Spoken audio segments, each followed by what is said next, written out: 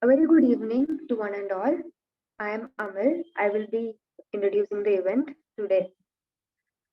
This event is conducted by Friends of Elephants, and I would love to start with the introduction of Friends of Elephants. So, Friends of Elephants is actually not an organization, and they're not also proposing to be one. It's just a group of people who are constantly coming together from different expertise of everyone who loves elephants. A lot of people who love elephants and wanting to learn more about elephants, and they're coming together and sharing the knowledge they have from different fields, and it can be through wildlife science, art, culture, literature. So this is just a platform for all of us just to grow and come together and learn. um, and it's once we start learning and once we have I think most of us over here already has a huge interest for the elephants and have a lot of love for them. So this is just for us to increase that love for them and be able to work even small steps for the conservation. Uh, I would be starting with going to the schedule of the event. First, the theme of the event this time is really interesting. It's photographers elephants, and in that we'll be exploring obviously the elephants, the aesthetics, the ethics, and explorations. It really seems extremely interesting. I'll begin the introduction. My name is Amal, and we'll have two talks in the starting. Talk one will be by Ganesh. He will be talking about a tale of two elephants, and the second talk will be by Aneesh, who will be talking elephant tales from home. We'll be having a conversation with Ankul Shetty, and in the end, it will be ended with a question and answer session with all the people who have been in the talk till now, and with Sanjay sir. So over here, I would request everyone to keep their videos off, and then also any questions we can please write them in the chat box, which will be taken up for sure. And also keeping your mics off will be a great thing. I would like to start by introducing myself.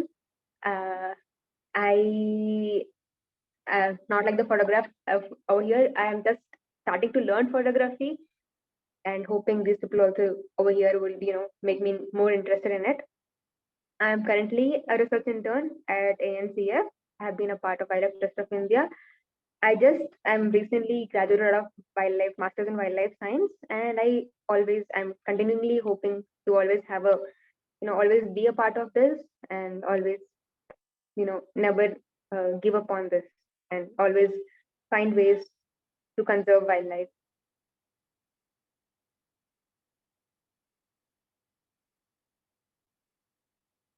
The first event is A Tale of Two Elephants by Ganesh.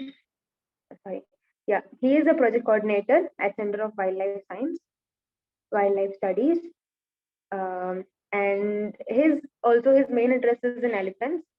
And because of his interest in elephants, and it has actually helped him a lot in mitigating elephant conflicts across Western Ghats. And he has also worked on a lot of research articles, and he has also written popular articles like To Ride an Elephant or Not. I don't understand what is screen. Uh, I would, the Tale of Two Elephants seems very interesting. I hope we are going to hear a story of friendship, or I don't know, something more interesting. I would like to hand it over to you. I would be introducing all the other guests as after the talk, and it will be going like that. I'll just stop sharing the screen so you can start, Ganesh. Thank you. Hi, everyone. Good evening. I'm Ganesh Raghunathan. Just a small clarification. I'm the project manager with Nature Conservation Foundation, not Center for Wildlife Studies. I'll quickly move on to sharing my screen, and we can get going from there.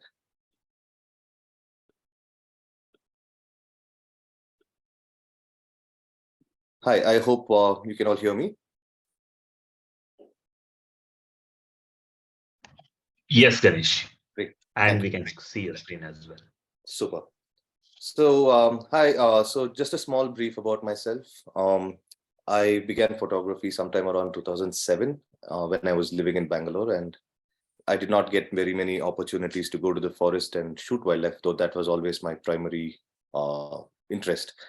But gradually over time, I did manage to get my foot into the door to visit different forests and experience wildlife. And of course, I was very interested in filming and photography, and that's how I did come to meet some of my friends who slowly networked me into getting more and more deeper into this field.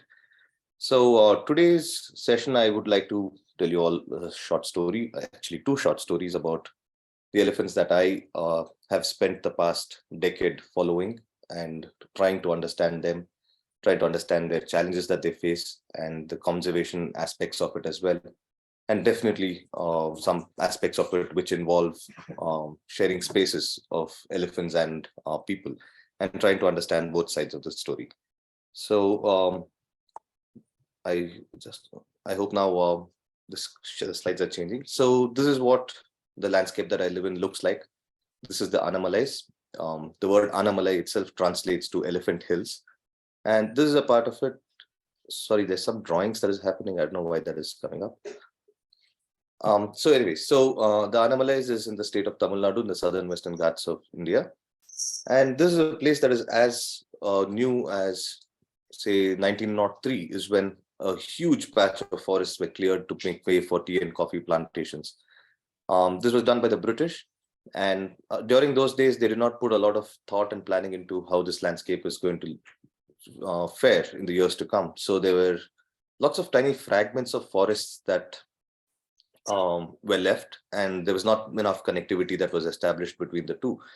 So now in this landscape, we have tea, which is dominating a major part of the landscape. Then we have tiny rainforest fragments. Then we have the higher elevation, which has shola grasslands, some bit of eucalyptus plantations, which the tea companies actually own. So this landscape, which is about 220 square kilometers, is surrounded by protected areas from all sides. So we have the Parambakulam Tiger Reserve, we have the Anamalai Tiger Reserve, we have the Chinnar Wildlife Sanctuary, we have the Varachal Forest as well. So we are sitting bang in the middle of a place which is surrounded by protected areas. And this is one of the second largest population of elephants across their range. That is what we find here. And to add a little more context to this is that we have about 70,000 people whose lives and livelihood is dependent on these tea and coffee plantations. So there's absolutely no way where we can separate people and elephants from sharing the same resources and space. And this is always an issue because many times it is a situation where somebody encounters elephants, and most of the times they do see elephants and move away, but there are times when things get nasty and which leads to negative interactions between people, which I will talk about later in today's talk. So this is the Anamalais. So this is what our landscape looks like. We have undulating terrain. So we have mounds and mounds of tea on one side, whereas the borders look like this, where there are deep street valleys. And a lot of wildlife use this area. So we have the tigers, the leopards, the wild dogs, different types of birds, and of course the elephants, after which the landscape itself is named after. So on many occasions, I am thankful that the work that I do, which involves primarily following elephants every day, keeping a tab of where elephants are. So this gives me a lot of opportunities to sit quietly, watch them go about their daily lives. And it's a different feeling to actually sit and watch elephants without anybody around. So there's nobody to talk to you. So that is a great situation, so that there's no disturbance to the elephants also. And you get to focus more and watch elephants in a much more peaceful manner. So this is what I have been doing for the past 11 years now. And the experience of actually tracking elephants on foot and watching them while you're on foot is a different experience altogether. So I consider myself really fortunate to be in a place like this where I can experience these things. And these are some of the intimate moments that you get to watch, because most of the time when there are lots of people around in a place like this where elephants and thousands of people share spaces, there's always a crowd that is around. So the elephants are also really cautious about what is going on. They're not completely at ease by themselves at all times. So they are focused towards the direction that there is disturbance, or there could be vehicular movement. There could be somebody who wants to click a selfie. There could be some youngsters who want to chase elephants and get a feel of how things are. So this place is a really complex mix of places. Sorry, I see Gopal has raised his hand. Do we take any No, questions? sorry, no. Sure. Okay. It's a Just to add here, guys, if you guys have any questions, please leave it in the chat window. We will take all the questions at the end. I'm seeing a line appear on the screen. Is this something? I am also not sure how to get rid of that. Sorry about that. Okay. Anyway. All right. So during these occasions where we get to sit and enjoy the sightings or watch elephants and photograph them, they do give us a little bit of insight into their lives, So there have been times where I have seen a calf that has probably been born an hour ago or something like that. So as new as that, and how the elephants behave. Or it could be a situation where elephants are mourning the death of another elephant deep inside a coffee plantation away from people. And it was just me, a friend of mine, and we were just watching these elephants and all the emotional aspects to it, where the elephants are smelling them, and you can clearly see that the elephants are grieving and they're standing together in a semicircle around a dead elephant and things like that. So it could be something like that, or it could also be the relationship between individuals of the same herd, how they are tolerant towards one another. Some of them are not.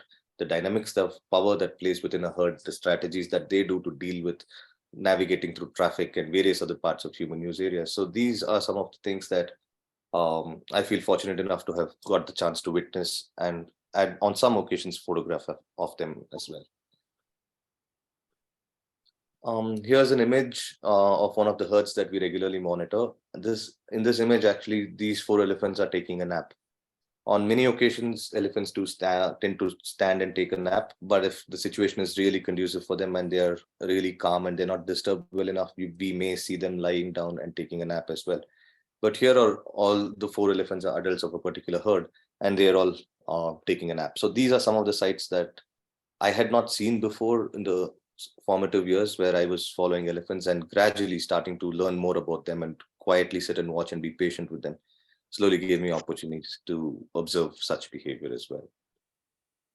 And of course, given the landscape that we are living in, the tea estate areas, so we have fragments of forests which are not connected to each other. And this makes elephants need to move from one place to the other, and they will in one way or the other they will have to use tracks made by people.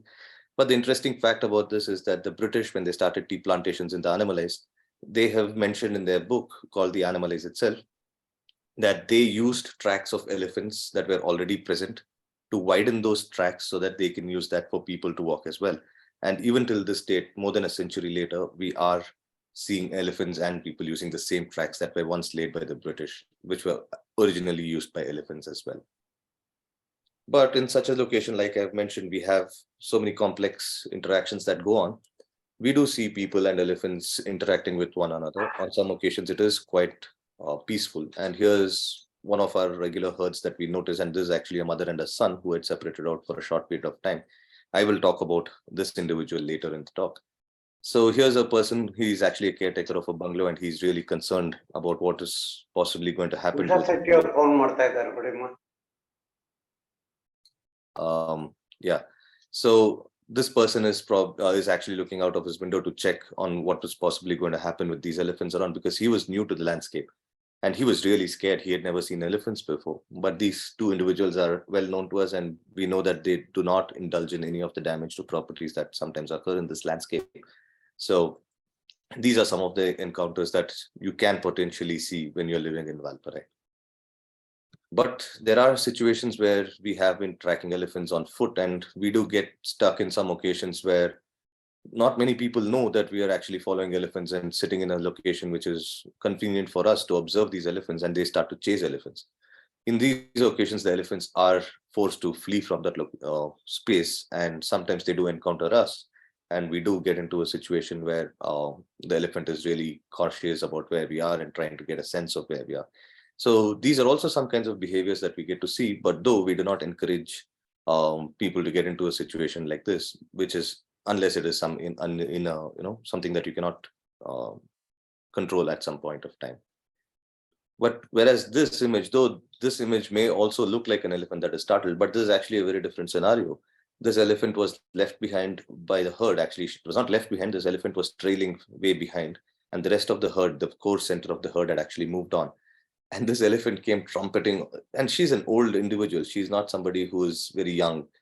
And it was really fun to watch when this elephant came trumpeting from one side, you know, who it seemed like an elephant that had lost track of where that elephant is or where the track of the herd is. And it was surprised that the herd has moved on and it was running quickly to go catch up with them. So this image was clicked during one such event that I witnessed. But in many occasions, what happens is because of our landscape, the terrain that we have, this image was shot actually a part which falls within the core zone of the tiger reserve, but we still have people living in these parts. And there is some amount of tea business which is still going on. And on many occasions, very often people are caught on roads where elephants are present as well. Like this is the watchman of a particular tea factory. He just stepped out of the factory and he was a little too late, though we were signaling to him to stay back and not come out. The curiosity that he had made him come out of the gate, though we were waving hands and asking him to just wait there. The elephants are looking to move in another direction. But just this little bit of movement, just this bit of human activity, just as the elephant came to the road. If you watched elephants before, you will realize the way their body language changes, the way they behave when they are coming closer to a road or a place where they have to cross. They're usually a little more cautious, especially when there are carbs involved. But though there was an intimation to this watchman to stay back, his curiosity made him come out. That had a direct impact on the elephants. And now the elephants began to run. And they ran a little bit towards the watchman, but then they chose to take a deviation and go back into the road, back into the direction that they had come from. So these are accidents, such accidental encounters have occurred in the past, and that has resulted in the loss of human lives as well. So when there's a person who loses his or her life, there's a huge impact on the community. The people are scared, they are worried, they believe that the elephants are out to kill them. So such thoughts happen when an unfortunate event happens where a person loses his or her life to elephants. But this also puts a lot of pressure on the elephants. As you can see in this image, the elephants are really scared, and all they seem to want to do is just get away from that situation where they suddenly encountered a human being. They were also taken by surprise. And apart from that, we do have many instances where elephants do tend to go close to human habitations. And here you can see a lot of the local people are curious to everybody loves to see elephants. They all like to gather around in groups, discuss among themselves. But most of the time, the discussion is more about, did you see that elephant? See how that elephant is behaving. It's all loud, excited exclamations that they're making to their friends who are standing really close, but they do not seem to understand the amount of, the sound, the amount of levels of loudness that they are speaking in, which actually do bother the elephants on some occasions. But thankfully, in our landscape, to some extent, the elephants are aware of this. The elephants are able to sense, okay, there are people gathered, but they also seem to have a sense of how far they are. And that actually lets the elephants also stay calm to some level. But of course, if the people had moved anywhere closer to them and continued behaving the same way or speaking the same way they did, there would be a completely different reaction from the elephants. But yes, on some occasions, you will find a huge elephant standing in front of your door where you won't even be able to see the whole elephant itself. So this happens to me also. The elephants do come to my house. They stand outside my door, and it's a very exciting feeling in one way, because to have such a massive elephant that you're actually following throughout the day, to find them standing in front of your door at night I find that exciting, but that is not the case with many of my neighbors as well. So it can be quite traumatizing for somebody who is not used to seeing elephants. But that is the advantage that we have, because as we follow elephants every single day, we tend to have a sense of which are the elephants that are a little more jittery, which are the elephants that are much more calmer, and you don't really have to worry about them much. But when such incidents happen, that is also followed by some of the elephants which do indulge in breaking walls. In this image, actually, it's a mother and her calf.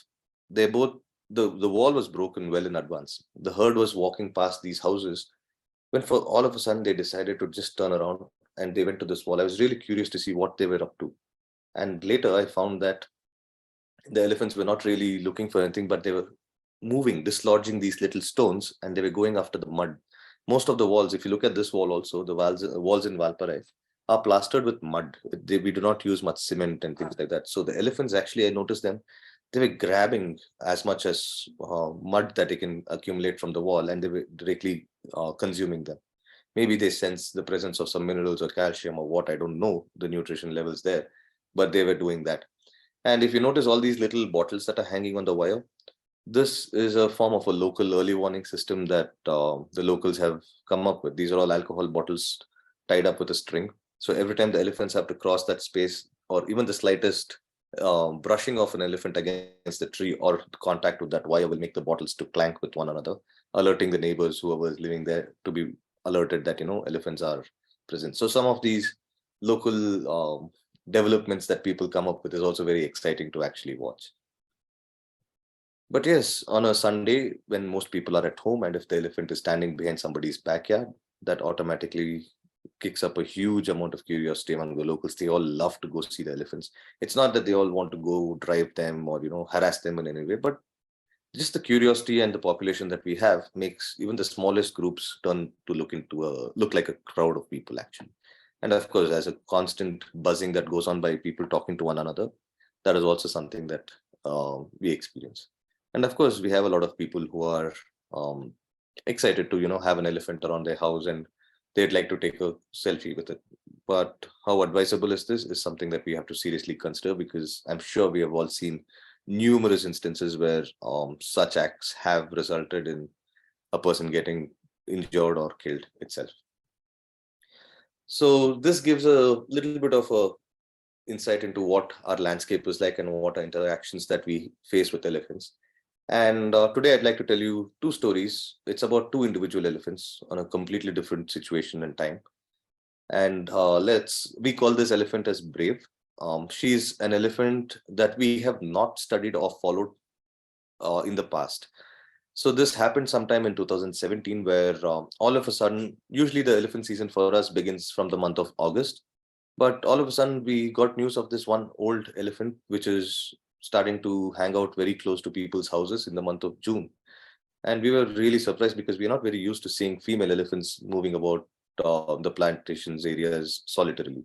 Of course, we did have one or two elephants who did that, but there were other reasons for it. But this is an elephant which we had no idea about. We have not seen this elephant. We've not followed it. It is not there in our records. So it was something that was new to us as well. But we realized that this elephant was not a part of the study group that we have observed before. And because of that, we were paying a little bit of attention to understanding how this elephant was using the landscape. But then the local public also seemed to sense something really different. Usually they do not carry fire torches. Usually they do not harass elephants on most occasions. But there was something very unique about this elephant. This elephant would go close to people's houses, feed on banana plantations or anything else, guava trees and whatever is available there. The locals are used to clapping their hands or making some noise, and the elephant usually moves away. But this elephant, the moment there was some form of disturbance or there was some attempt to drive it, when the elephant sensed some amount of threat to it, the elephant would charge straight at people. So this is something that the people were also really surprised. They never thought a female elephant would be alone, because that's how they've been conditioned to think. They think that only the males are alone, the females do not tend to be alone, which is not true. There are many occasions where we will find females who are solitary by themselves. So this was the kind of reaction that the elephant started to face after it spent about a month in the plantation areas, and it happened to spend a lot of time near housing colonies. And most of these housing colonies were very close to marsh and swamplands. So the elephant seemed to be spending more and more time there. So on such occasions, here's a video. The people that you see on the left are from the local press.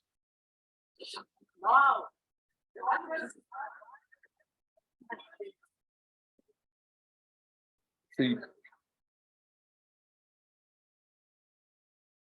I will have to forward this a little bit.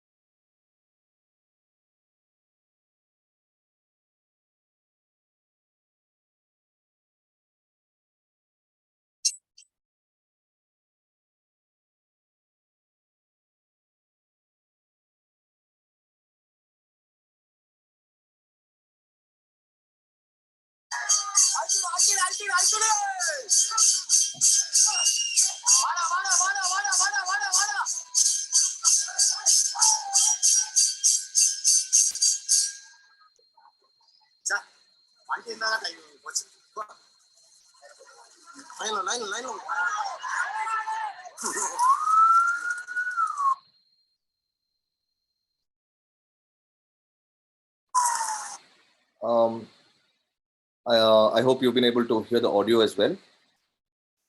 Can anyone confirm that? Yes, we have.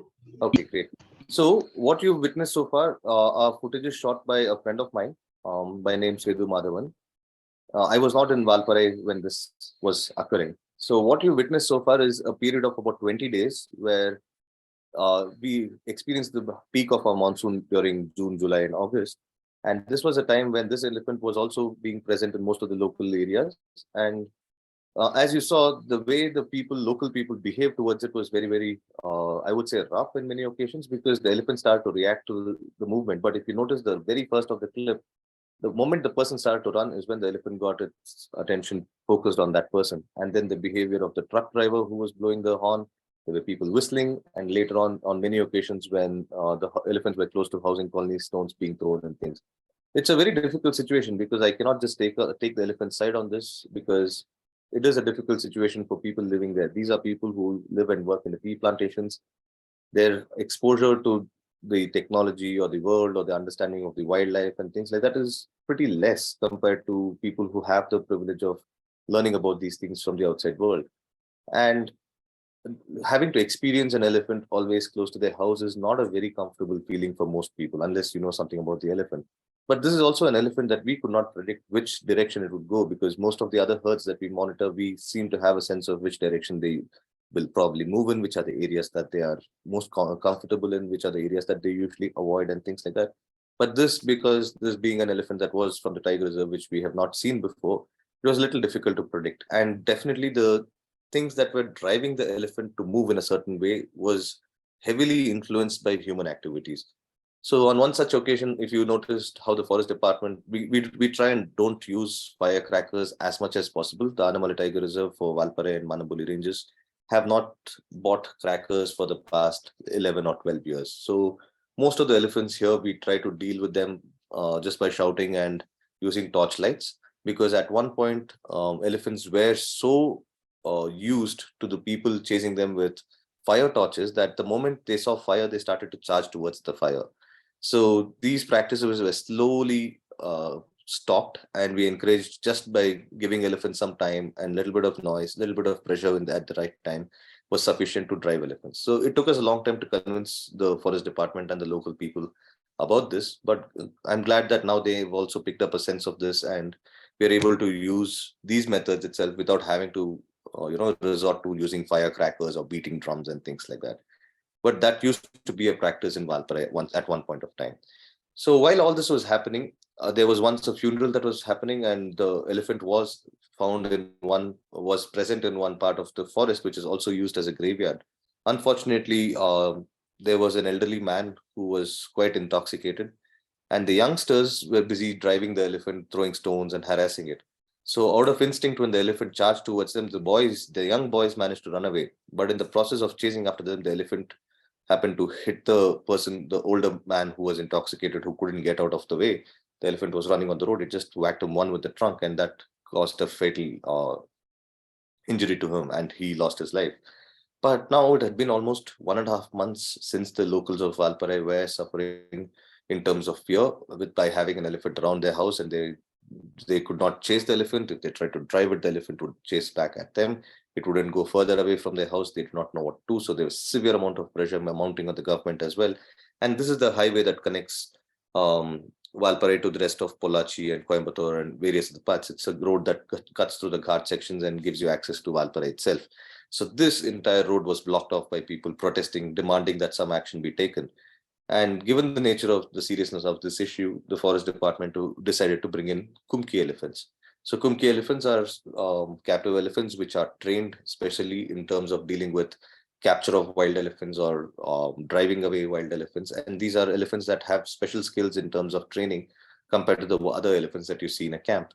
And those elephants were brought in, and the Kumki elephants were used. Relentlessly, they were driving this particular female, trying to send the elephant back into a forest, if I can say that in quotes, because the people decided that this is a good place where the elephant should belong, which is a well-covered forest area. But who's to decide where an elephant wants to go? An elephant, the bias is in our head saying this animal has to be inside the forest. This is the land of the people. The elephant should not be coming in. But elephants do not recognize these boundaries. It is still very much a part of their home range and the area that they call home. So in this occasion, the Kumki drives was happening throughout the day, but there seemed to be something wrong with this elephant. The body condition was bad. The feeding signs were not great. If you examine the dung, it did not it did not show good signs of chewing that was going on. A lot of leaves and other material that the elephant had fed on was found to be whole in the dung itself. And the elephant seemed to be very, very accustomed to this terrain. So very often it would enter the forest very quickly through shortcuts and slide down slopes and get away. Whereas the Kumkis were really confused. They did not know. They could not navigate through this terrain as comfortably as the wild elephant did. So this lasted for a few days. And because of the relentless chasing that was going on throughout the day, the elephant found some quiet and some peaceful time only when the Kumki elephants were resting and rest of the department staff and the local people were taking a break, which is usually late at night. So the elephant would quietly walk past the place where the Kumki elephant is tethered, go quietly to a swamp nearby, which had some fresh grass, which is soft, feed on that, and try to escape back into the forest to avoid the chase that would follow the next day.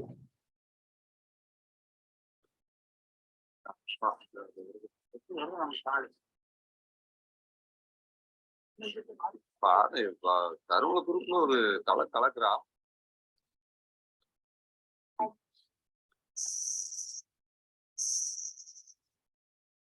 So following this, the next morning, the elephant was spotted again and they tried to drive it. But this time, as I said, Valparai receives huge amount of rainfall in the monsoon. And the elephant tried to cross a bridge, which was again covered by people. So to avoid people, now the elephant decided to jump into a river and try to swim across. But having done that, it just took a few steps into a border of a tea plantation and collapsed. Nobody knew what was actually going on. But as they got closer to the elephant, they found that the elephant was already dead. So here's an elephant which showed up all of a sudden, which we have never seen before. We've been working in this landscape for about 20 years now, following elephants. And the reaction that the elephant had was a little different compared to the reaction that people are generally used to. And even this elephant was not really used. Clearly, the elephant also was not really used to the way people behave in these regions. So this was an unfortunate end to this individual, which we got to spend very little time watching, and things did not go really well for this individual. And moving on to the next elephant that I would like to talk about. So this is an elephant that we have followed right from the time our project began in 2002, following elephants. And this elephant was one of the most dominant females in a herd. We decided to name her Monica because that she's named after the estate that we saw this elephant in. And Monica is one of those elephants who we consider we are fortunate enough to have watched for a long period of time, because we got to see different stages in her life, different parts, different roles that she played, the different value that she added to not only to her herd of elephants but others as well. Unfortunately for this herd of elephants that Monica was one of the dominant females in around 2007, the young elephants, the juveniles of this particular herd, as they were walking past a warehouse, they came across a godown and they decided to go explore it, to bust open the door and see what is inside. Elephants are generally very, very curious animals. But unfortunately, these three young elephants happened to consume pesticides that were stored there. And this resulted in the instant death of three elephants just few meters apart from one another. This was a huge blow to the herd as well, because elephants are very active in Valparai in terms of their movement, mostly after sundown and before the sunrise. So the elephants did not spend much time around the elephants that have died, because people started to gather and they moved into the forest that was very close to it.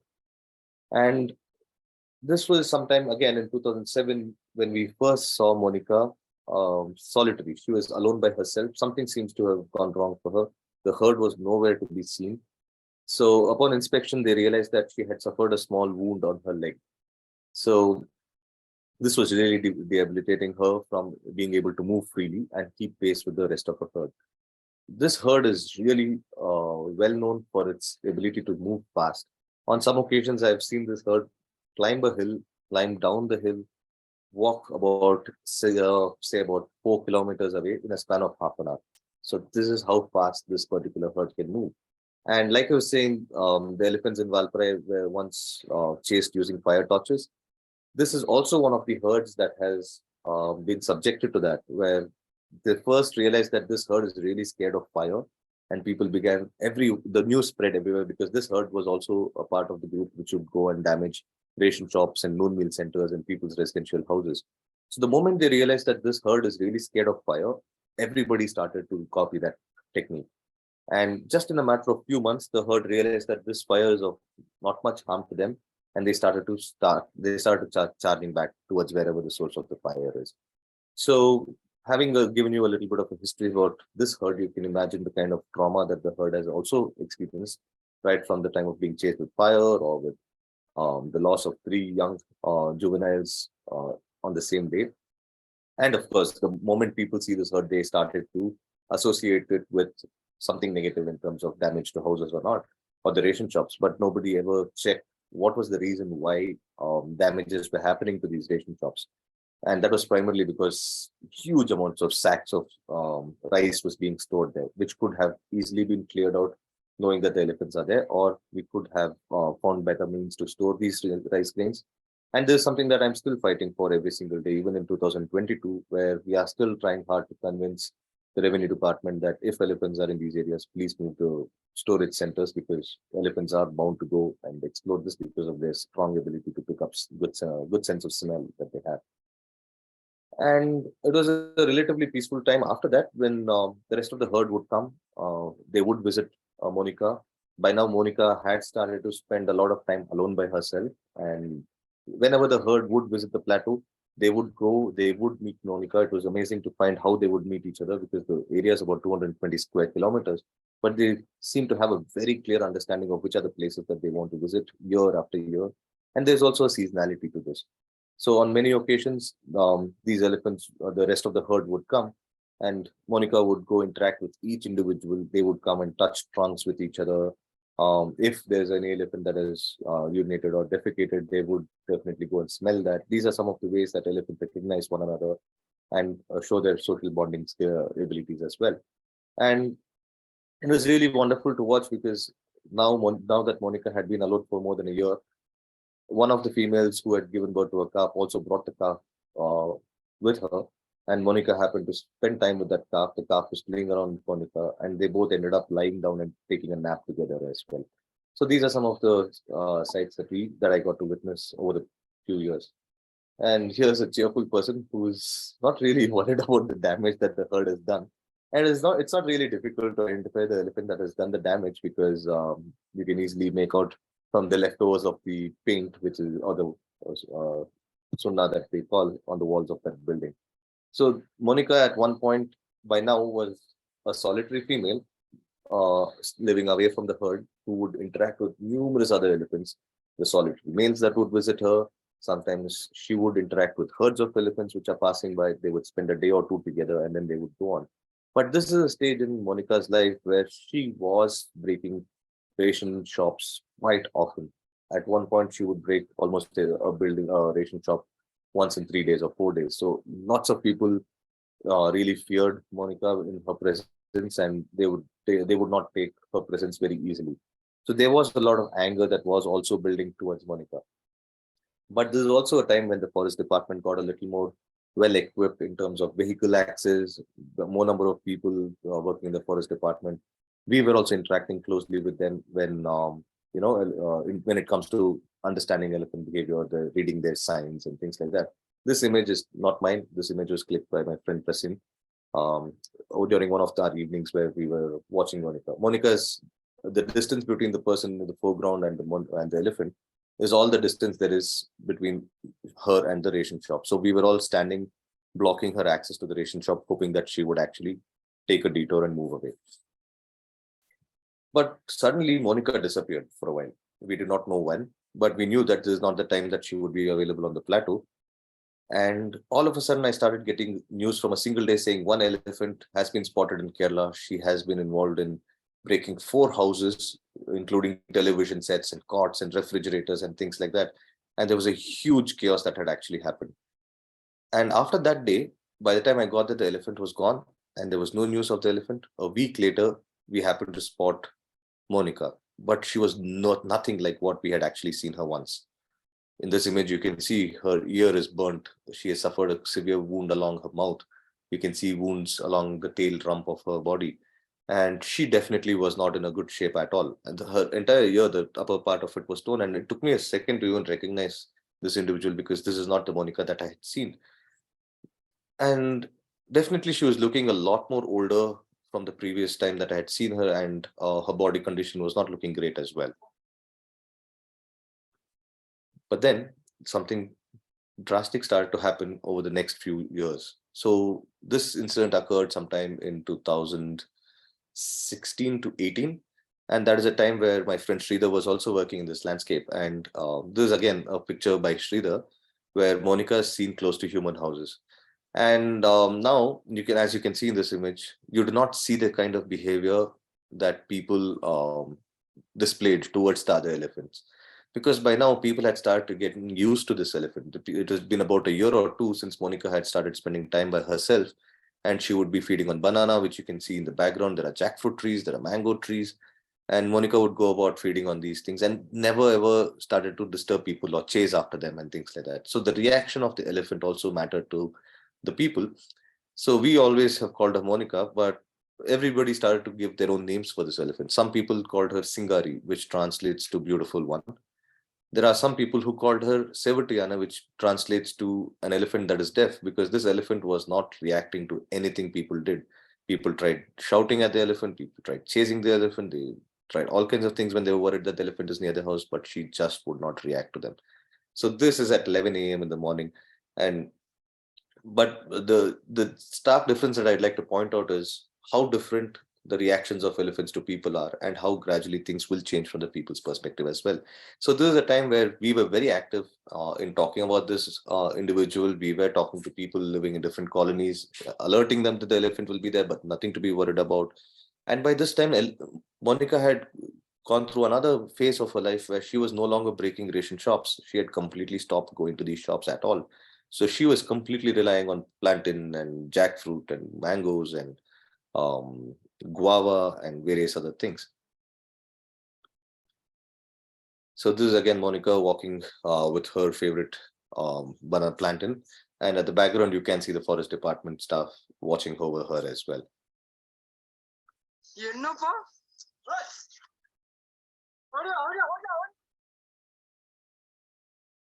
But we do have characters like this also. The person, all he wanted to do was feed the elephant because because Monica had been so habitualized to people's presence, and people were also used to having Monica around. So they, at some point, they thought if this was actually a captive elephant which was released into the wild, which was not true. But this is a stage in Monica's life where she's also aging. A lot of things have changed. She's now away from the herd. She has suffered wounds. She has slowly healed from it. And now I can just play this video again because this is shot by another friend of ours who works with Sun TV. And he was there when this incident happened.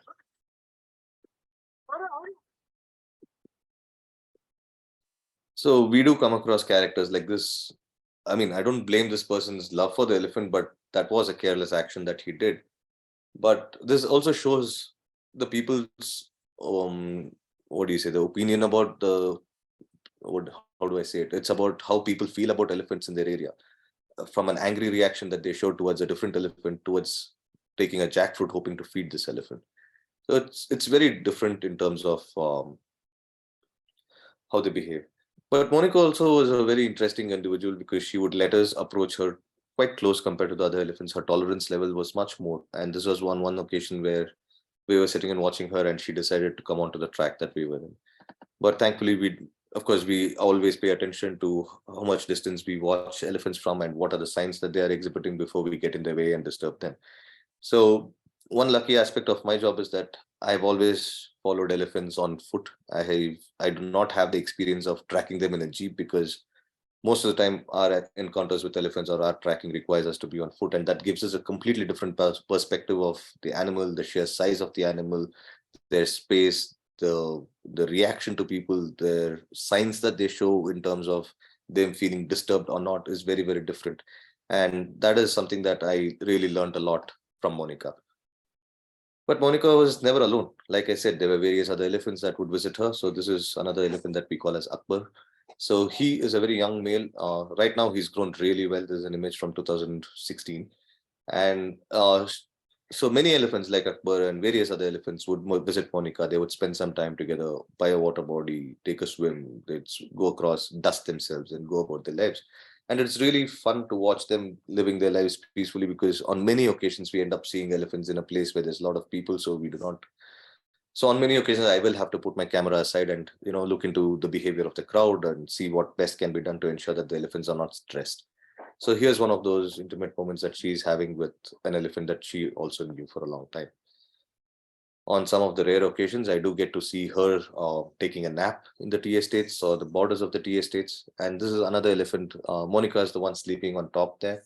The elephant sleeping below is another male elephant who happened to spend quite a lot of time with Monica. And he still frequents all the places. In fact, at one point, I have watched Monica taking this young male, showing him different places where he can feed, where he can rest, which is a safe area, which is slightly more accessed by humans. And because these are things that you can pick up on when you notice how the elephants behave, the way they stand, the way they smell, the way they are, if they are jittery, if they are really careful, or if they're really relaxed. And on some occasions, I did get to watch them taking a nap where there was no people around. They knew that I was there. They did pick up my scent. So I was sitting quietly for a while until they calmed down. And then they just decided to take a nap, thinking maybe my field staff and me are not that much of a threat to them. So this was in the month of January, where again the herd visited the plateau, and Monica is the one that is in the foreground, whereas the other elephants are the newborn youngsters who have not spent much time with Monica, but they all come, they greet her, they interact with her for a few days, and then they moved on. And on most occasions, there were many signs. We would never even know that the herd has actually come, not the herd, the individual Monica has actually come close to our houses or the playground or the school until we found signs of her feeding and the dung. She was that quiet and she never caused any issues. This went on for a couple of years. And the last image that I showed you and this image were one of the last sightings that I had of Monica, because all of a sudden I got a call from the forest department saying they have found an elephant that has died. And when we went and inspected the place, we found that she had been attacked by another male elephant, and she had suffered severe gore wounds, and she had died to that. But it was really different because now the forest department had been following this individual, and we had been talking about this individual for a really long time. So they all came with garlands and incense sticks and various other things. And it was nice to see the forest department feel this way about it. But what really surprised me was lots of people went back to their management in the tea estates from different estates. They told them that they wanted leave for half a day because they wanted to come and see this individual elephant, because they had all had some or the other form of interaction with this individual, and they all over the years had become fans of this individual elephant, and they wanted to come and pay their last respects. So the two stories that I told you is about how one elephant which was not used to people and people were not used to that elephant, in a very short span of time, the amount of chaos that actually goes on in the landscape. Whereas another elephant which had lived in this landscape all its life and had interacted with people in the negative way for a long period of time, broken buildings, people could recognize this individual. It had suffered a lot more backlash from people in terms of injuries. And gradually, towards the older stages of her life, how she came away from the rest of her herd, interacted with other individuals, stayed close to people without threatening them. Neither did the people threaten this individual. And finally, this elephant had won the hearts of the locals of the Valparai region. So these are two of the stories that I wanted to share. But there's another interesting development that I had been noticing for the past few years, and that is about this elephant. I think you will now recognize this elephant from the earlier picture that I had shown. You can clearly see the difference in the tail. And this is an elephant that we call as pigtail. So she, again, like Monica, is a wonderful elephant. She was, again, a dominant female in her herd. And usually the male elephants separate from the natal herd, and it's a very gradual process. It takes a few years as the distance between them and the herd starts to grow. And finally, the male becomes solitary. But for some reason, Pigtail had decided to spend more time with her son away from her herd. And this happened for about 2 years. Just Pigtail and her son would be seen in the tea estates, in the forest fragments, away from their herd. The herd would be kilometers away, and they both would be hanging out with each other and also interact with various other individuals that use the plantations, be it a solitary individual like Monica, or if it could be males that are moving about. And Pigtail also was showing signs of her moving away from the herd, and this is the rest of her herd. So on gradually, Pigtail's son was growing up with her, and now they had both been spending time alone from the rest of the herd.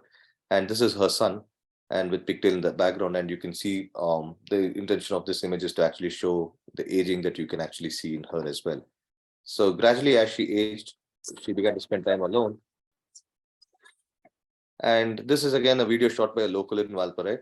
This video is again this is from the same area where people harassed the first elephant, where the man had lost his life, was on this very road. And that behavior has still not changed. There are still people who get a lot of thrill in harassing elephants and driving them. And that is something that we see almost quite frequently. But this is how Pigtail reacted to people who are threatening her and her son.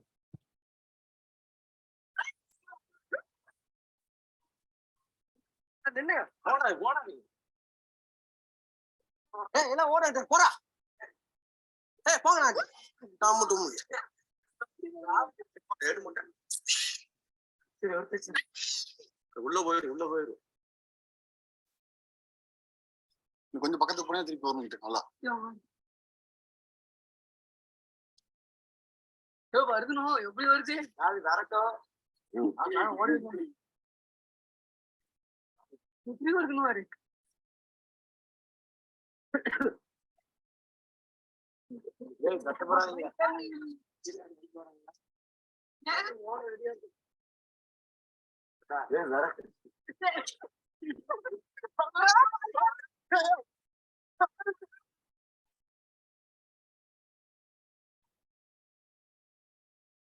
So in this video, if you noticed, you can see that Pigtail was waiting for her son to get into the safety of the forest patch, and then she decided to chase after the people who were constantly harassing her. But this is not the common quality of Pigtail. She never usually behaves in this way unless there's a lot of provocation, as you just saw. This video is shot by a friend of mine who was driving away from my house, and the elephants were on the road, so he quickly parked to the side and slumped into his car.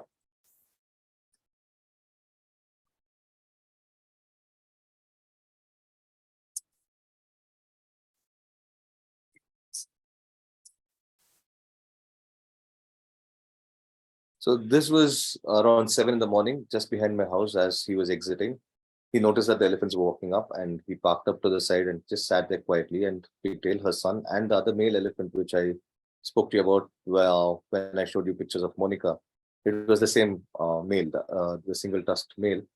Akbar, who was also walking with them. So here's a stark example of how if we are quiet and give elephants the space and the time that they need to move about, things can be really peaceful. And it's the same individual reacting to people in two different situations.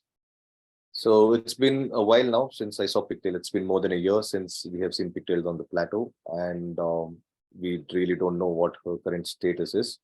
And we are really looking forward to hoping that we'll get to see her one more time. So this is the two stories that I wanted to share with you. I'll end my slides with this. We can move on to discussions after this. Thanks.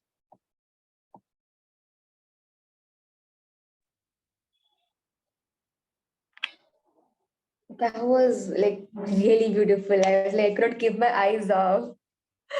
It was really good. And then, I mean, even when we're studying behavior, we generally go with, everyone is in the matriarch, the son goes away, and then you bring up examples of it's not always that way, and how behavior is constantly changing. And I was like, just lost in it.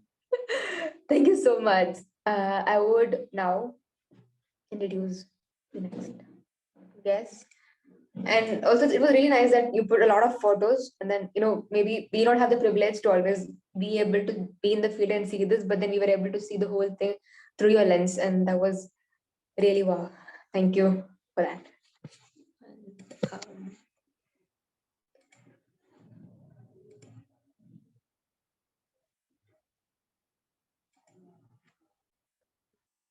And, the next talk will be Elephant Tales from Home, and it's by Aneesh Sankarankutty. And he is the one who is a project coordinator at the Center of Wildlife Studies. He's from Palakkad. I'm also from Kerala.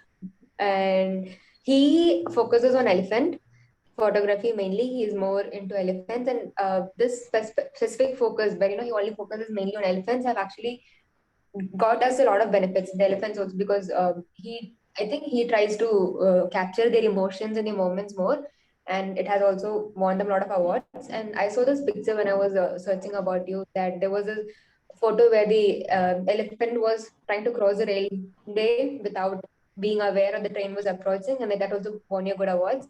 Yes. And I suppose, and that was really nice. And I suppose rest you would be there to just tell your stories and inspire us. So I would like be leaving the platform to you. Thank you. Sure. Thank you, Amal. And so happy that I am speaking on the Friends of Elephants platform.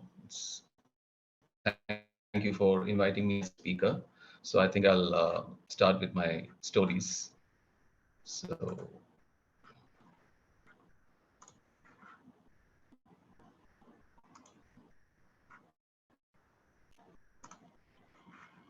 I hope you can see my screen. Yes, Aneesh. Yeah.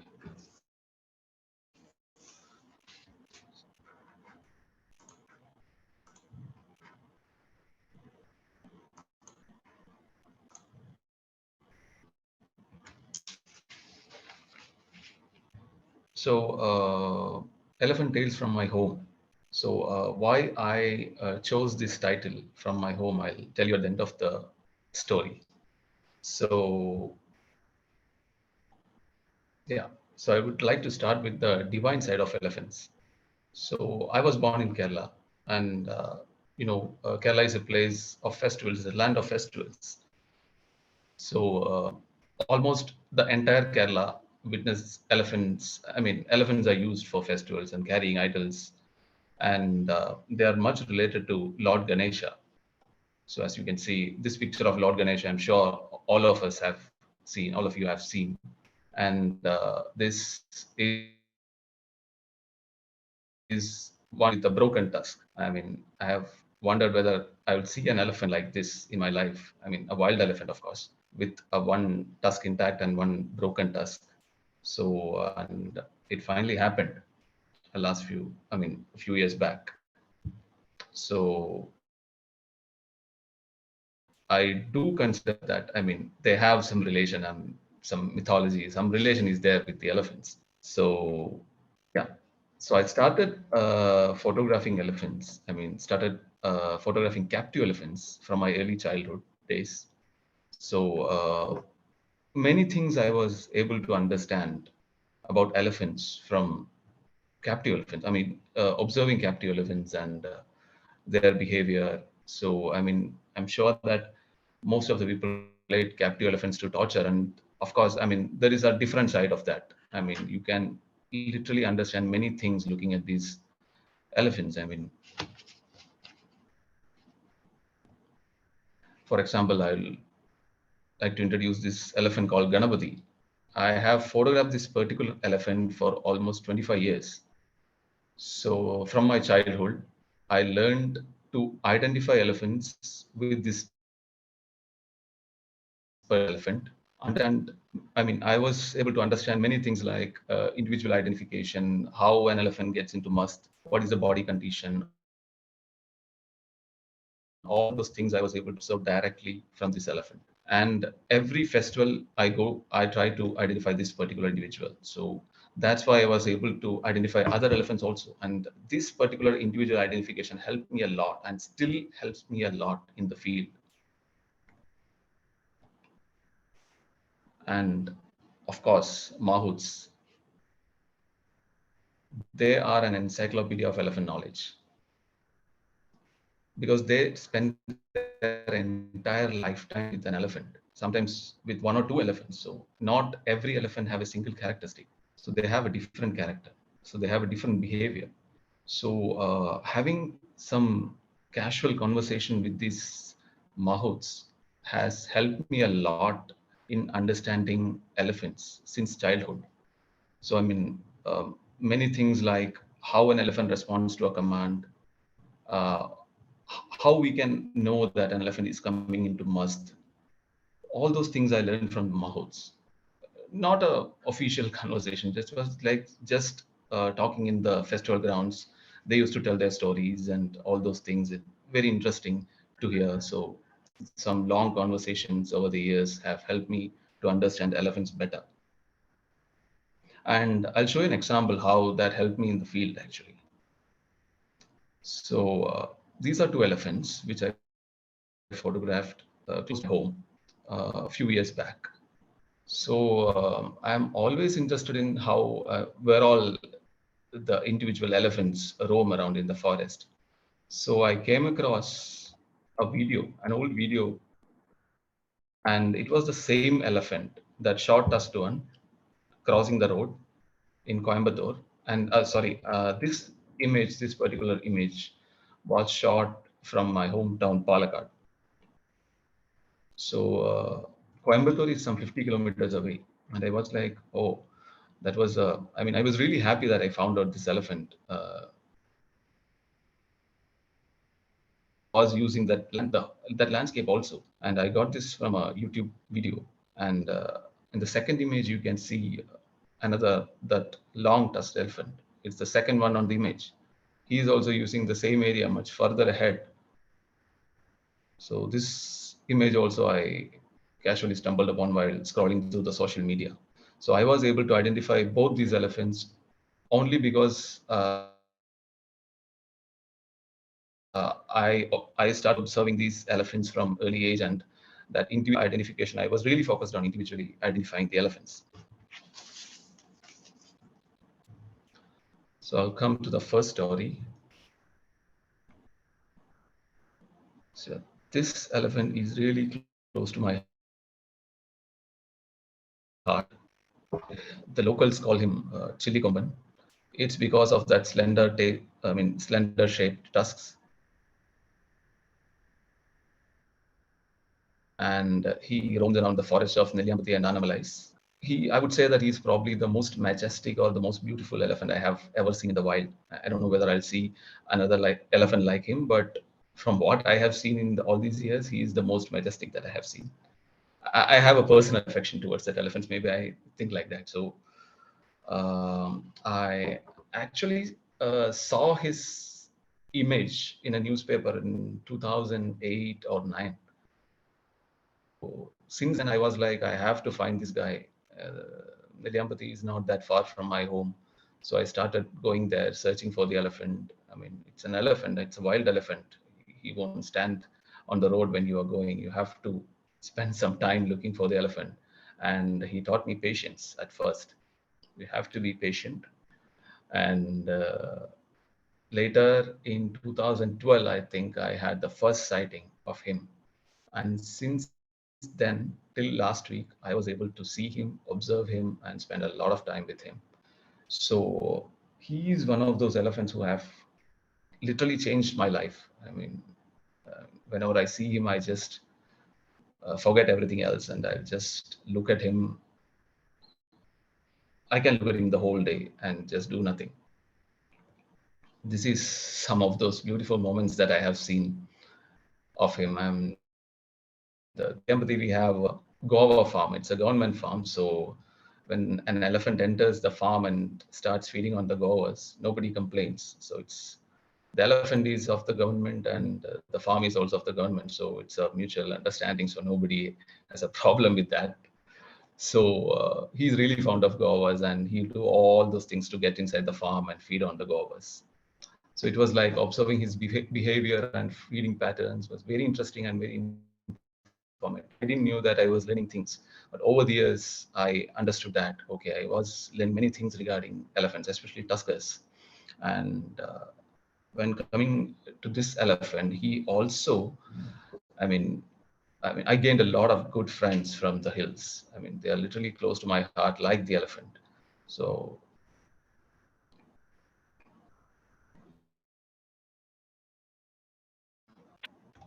okay. As I told you that he was really interested in feeding guavas. Some of the interesting observations I had with him was, in the first image, you can see that he is actually feeding on guavas. His trunk, there you can see there is a small guava fruit in his trunk. And in the second image, you can see it's his dung and it's full of guava seeds. And after a few months, you can see the plants growing from the dung. So I've heard that elephants are called as guardians of the forest, and I'm so happy that I was able to witness a small part of that. So he was not always in Niliyambati. So he disappeared to somewhere deep inside the forest. I was really curious to understand where he goes, what he does. So I searched for the elephant. I mean, it's a huge landscape. The Annamalai Parambiculam landscape is so huge, and you can't just go and search for an elephant. So I have a few friends in the forest department, and of course, a few friends in Annamalai areas also, like Ganesh, and we used to talk about this elephant a lot. I mean, but still, we didn't get any clue of where he was going. And one day,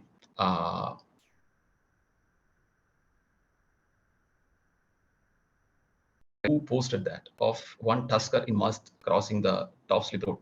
So I was like, I've seen him somewhere. So it was him actually.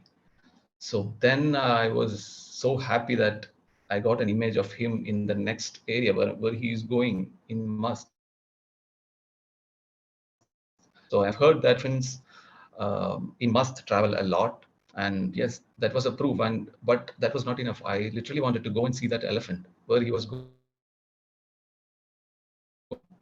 So after 6 years of search, this was like his, I don't know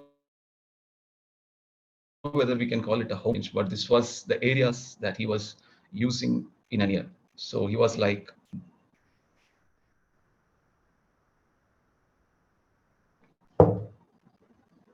so on the right side, you can see two images.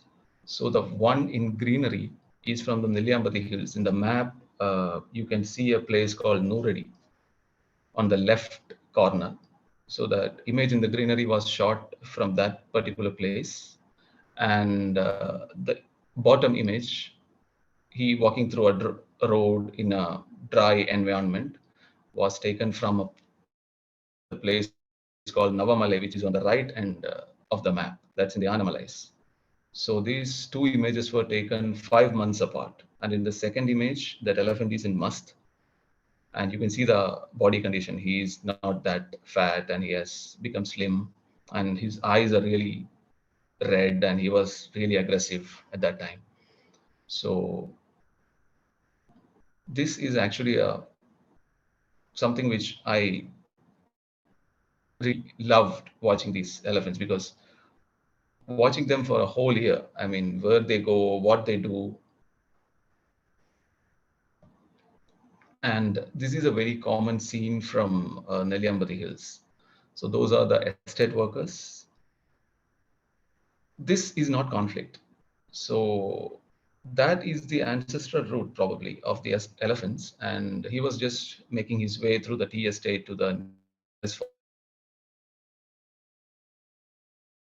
forest fragment. And I mean, the workers were working there and seeing the elephant, they just step aside and they just move to the corner. And they knew that the elephant will take this route. And he happily, without disturbing them and without getting disturbed, he slowly was walking towards the forest. And the next image that you see, that he usually blocks traffic, not intentionally, but seeing such a huge elephant on the roadside feeding on guavas or jackfruit or mango, Nelliyambati being a tourist area, people do stop and start clicking pictures or taking selfies, and he was seldom bothered about all these people. You can see how close the road, the elephant is to the road. So he was least bothered, but I was literally shaken when I saw this picture. I mean, this was not this picture, this site. I was able to witness this particular site. So I was in search of him. He was in Must and he was in Animalize. So one day I just wanted to just try my luck and go and see the elephant. And he was on the road, right in the middle of the road. And on the other side, the whole traffic was blocked and people were honking and a lot of chaos happened, and he couldn't tolerate that and he just charged at that crowd. And you can see the people just running behind and turning their vehicles.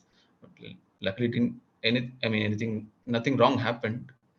But these are the two behaviors that we see in a single elephant. And I always believe that elephants are unpredictable animals, so we have to be really careful while dealing with them.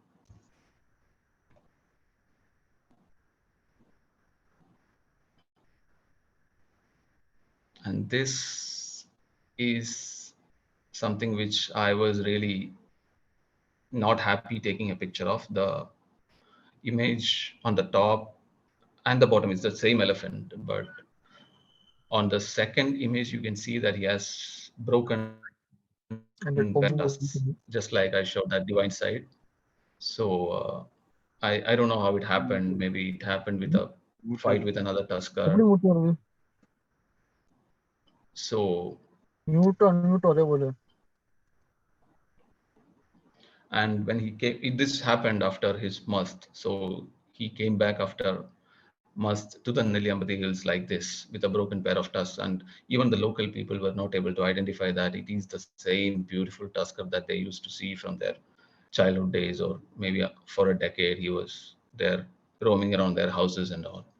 And at the same time, he was having a big wound close to his tail.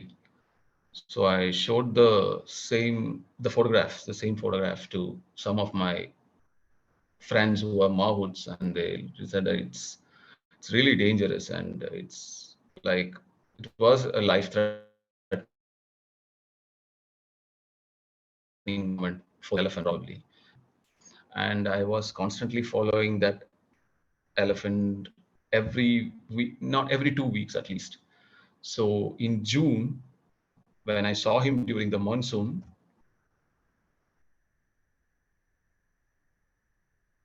okay, I bought it. Whenever I saw him, he was just putting slush and mud, and it was hard to reach that particular place. I mean, if you put mud on the top, it hardly reaches that place. But somehow, luckily, that wound got healed. So was happy, and he was back to his prime. And these are two different images. It's the same place. Same place means just a few meters apart. So this is the cultural significance that we have in our place. We have elephant processions going and an elephant walking of his own. So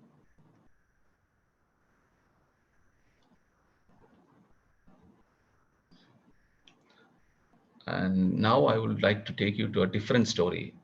So what you have seen now was a story which is more related to coexistence.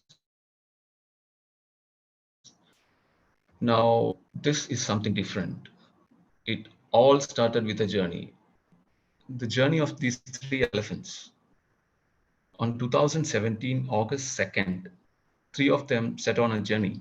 I mean, from the forest of Palakkad, they traveled around 35 kilometers, crossing highways, towns, rivers, railway tracks, and they reached a place where, at least for the past 50 years or 60 years, nobody has seen a wild elephant.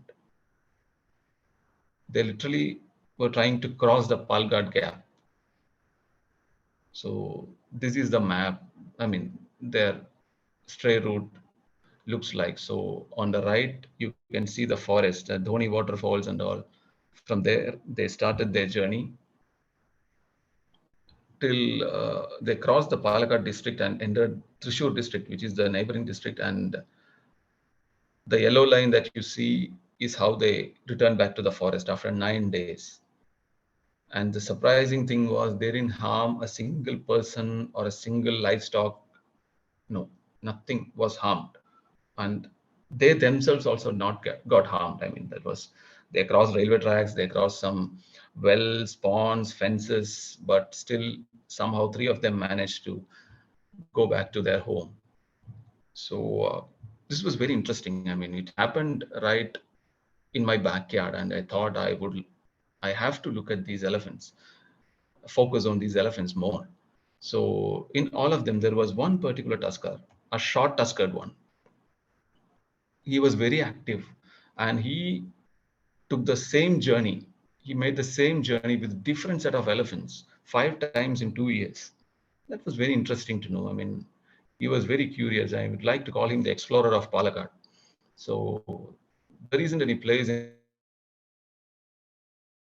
in Palakkad forest range he hasn't stepped. I mean, every paddy field or every household, every forest area, every railway track, he has at least once he would have passed through. So you can see it's the same elephant that at the beginning of the presentation I showed image of crossing the road in Coimbatore. He was huge, but with the short pair of tusks, he was often mistaken as a Makhna or female. He was an adult tusker. So this happened in 2017, and from 2017 I started following that particular elephant. And this image I took in 2018 when he was driven from human habitation to the forest. In 2019, I witnessed some of the most beautiful moments with that elephant.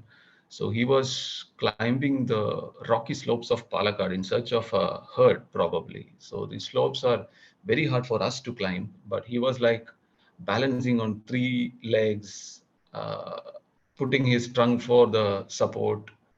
So it was like he almost took half an hour to reach the top, but I don't know why he just took the toughest route to reach those elephants. So he was ready to take risk. I should say that. And this is an image of him sleeping calmly. I mean, I can say that he sleeps calmly, but after raiding crops in the nearest crop field, the whole night, he's really tired and he's sleeping. He's not alone, actually. On the other side, there are two other tuskers, his companions. So this is a very common scene during the morning hours.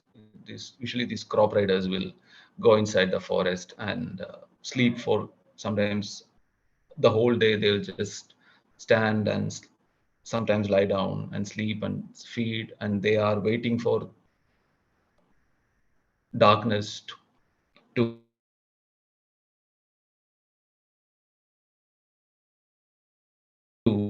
go back to the farmlands and start.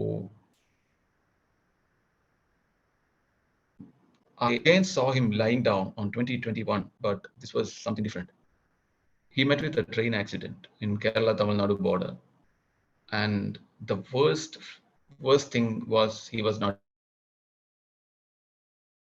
dead. His hind legs and spine got paralyzed and he couldn't move or get up. His front legs and trunk he could move, and he was like, I couldn't witness that for more than 5 minutes. So this is an image I have taken in my mobile, and I didn't even take out my camera. So he was taken to a rehab in Coimbatore, but there are a few friends who we used to go and see all these elephants in Palakkad. So we all literally prayed that, okay, he shouldn't survive for more than 1 or 2 days. And the fourth day he passed. And that was deserving death for an elephant who traveled a lot like him. And I have never seen an elephant in that area. I mean, never heard about an elephant like this who travels a lot. So in one day, he'll travel some 10, 15 kilometers. So that was something literally a shock for me. And I have seen this particular elephant crossing the railway track at least 50 times in the last 2 years. And I never expected that this will be the end of the explorer.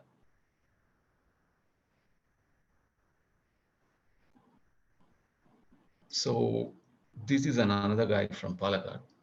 He's locally called as Churlikumban.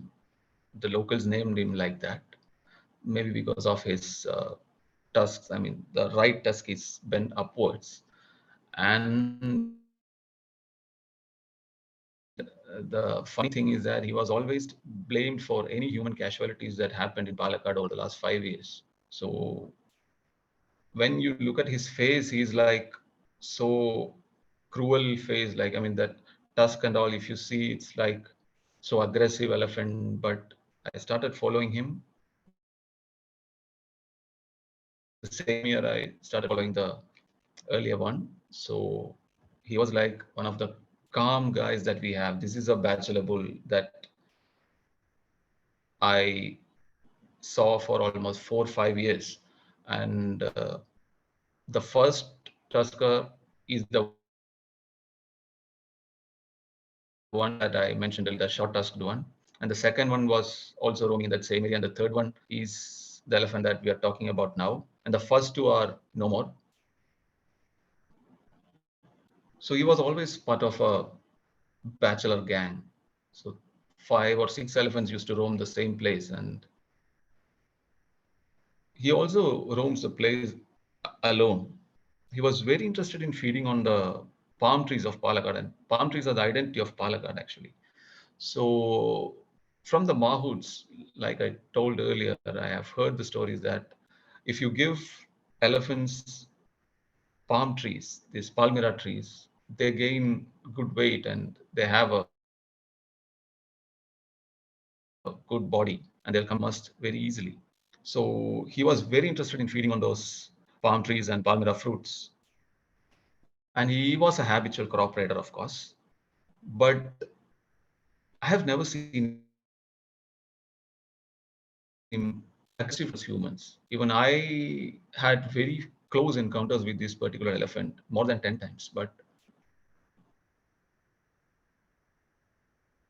he didn't charge at me. I don't know why. Maybe he know that I have been following him for a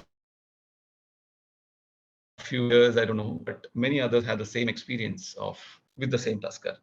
And this is how crop raiding looks like in Palakkad landscape. This is the same tusker feeding on the paddy fields. And on the right side, you can see a light, which is the closest house. And on the left side, you can see the Rocky Mountains. And I have taken this picture from the railway track. So every day, these elephants come crossing the railway track from the forest to feed on these farmlands. And this particular image was taken at around 11 o'clock at night on a full moon day in a long exposure shot. And thank God I had a 50 mm lens I was carrying that day. I was also able to witness some intimate moments of this same tusker with the herd. So as you can see, the elephant is in must. And during must, there are a few herds that use the Palakkad landscape, and he was spending time with a female for almost a month. And we had some really great sightings with both of them spending time together. But suddenly one day he again disappeared, like as I told earlier, like Chili Komban. So I was always curious about this tuskers disappearing. I mean, that secret is very. So this was like he was found in the Shirwani Hills. Actually, it's quite far from Palakkad. So I didn't see him directly there. So a forest department friend just randomly forwarded a video of an elephant from that particular place. And when I opened the video, I was literally shocked that it was him. So he almost traveled some 30 kilometers from his home where he used to spend all the time, rest of the time. So that particular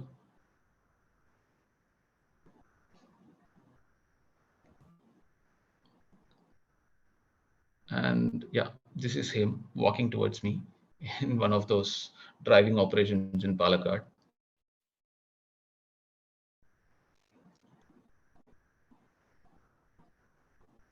And yeah, this is a very interesting thing that I've noticed,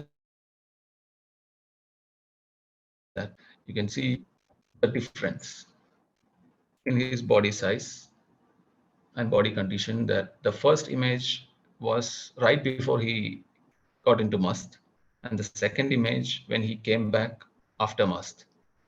So the first image was shot in September, and the second image was shot in January from the same place. As you can notice the number on the railway post. So it was like, this is what happens to an elephant after must. Happens to a tusker after must.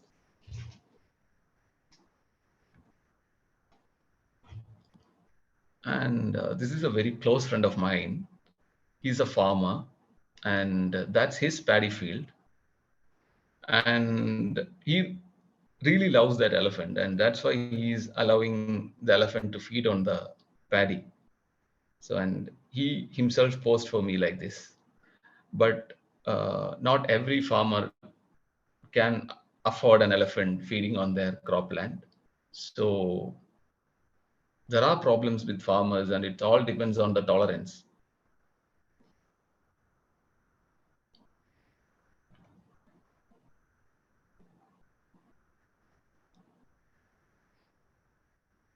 Yeah, this is something I was very curious to observe since the last 5 years, and I literally got a chance to work with the Palakkad Forest Department for a couple of years and observe these elephants on the railway tracks.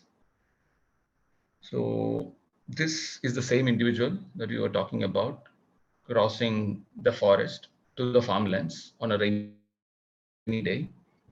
And I've had some very interesting observations of him, that there is one train every day, one Coimbatore-Kannur passenger, which passes the same area around 5:45, and he will be close to the track by 5:50. I don't know how he remembers that train timings and all, but I have observed the same characteristic for many days in a row. When he was in that particular place, he used to cross that place after that train. And this was a very common scene in Palakkad. And unfortunately, 3 of these elephants are no more. And 3 lost their lives in the same railway tracks.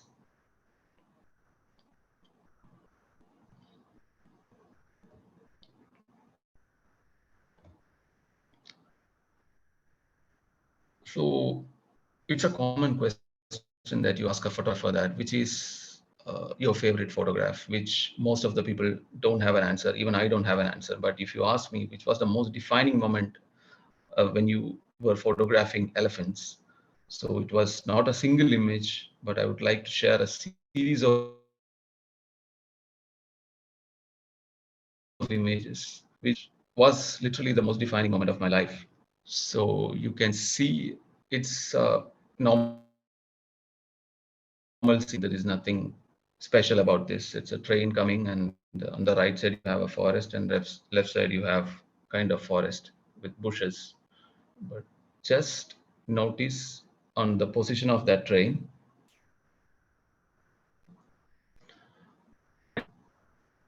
and there you can see one elephant stepping into the railway track. It's the same individual we have been talking about.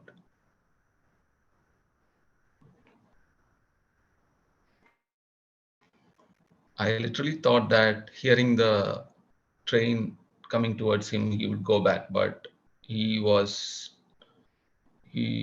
decided to go ahead with his choice and stepped into the railway track. And okay, I thought there was enough space for him to run and cross the track, and we were okay.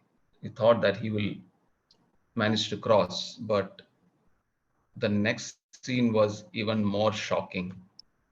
So there was a second elephant behind him, and the train was even more close, and he was really trying hard to climb to the railway track and catch up with his friend.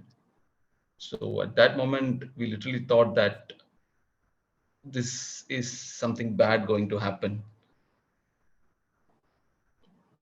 And you can see how close that train is with that elephant, but he managed to cross that day. So after this moment, this whole series of images I took in around, I think, less than 40 or 50 seconds, everything happened. I was with a friend of mine, Vinayan. So we both literally lost our senses after seeing this. And after 5 minutes, we were like, we were not dreaming, and it was real.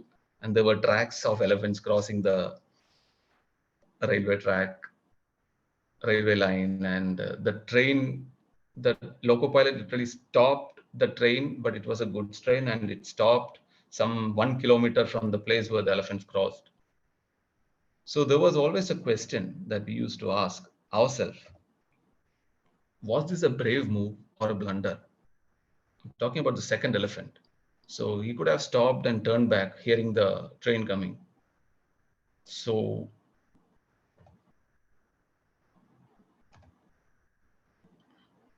unfortunately, this is the same elephant, just 100 meters away from that same place where he managed to cross that day.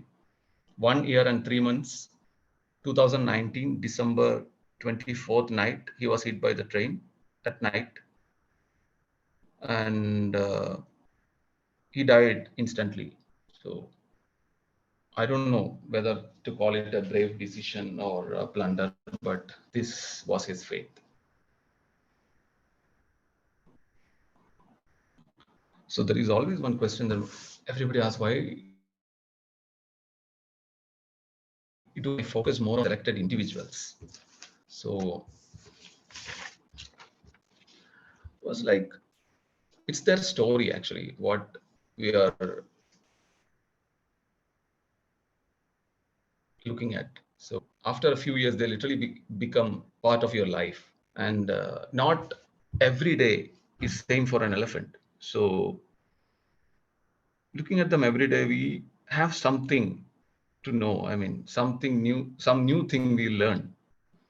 Just like all these things that I have showed you, I have literally observed them directly and understood many things.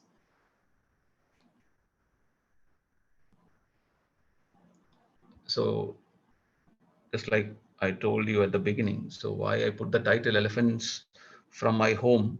So you can see the home of two elephants, and where I live is literally in between the home of two elephants. So that's why I put the title as Elephant Tales from My Home. And that's me taking a picture of Chilikomban taken by my friend Vishwajit.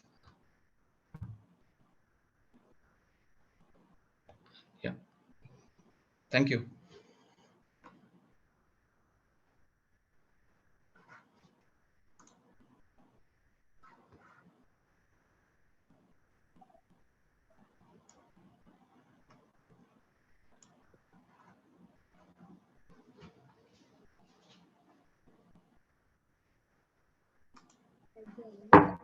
Very nice.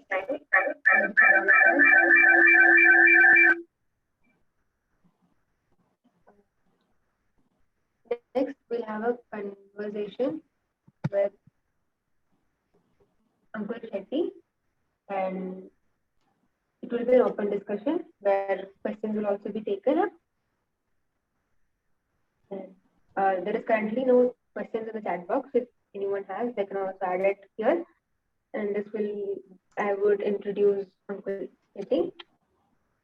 So he is by profession IT consultant at Mercedes Research and Development, and by passion a wildlife photographer. His love for nature and wildlife dates to his childhood and because he has been raised in a village in Mangalore. He prefers to depict wildlife in its truest form with a sense of habitat or landscape in his compositions. He also conducts bespoke wildlife tours, photography workshops, nature camps under the brand of the Wild Terrain. We would have a really good conversation with the previous speakers, which we had talked until now. I would love to give the platform to Uncle.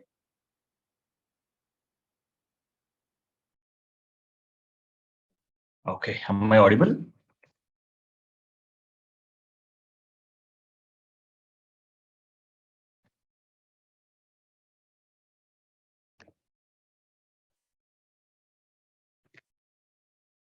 Can someone confirm if I'm audible?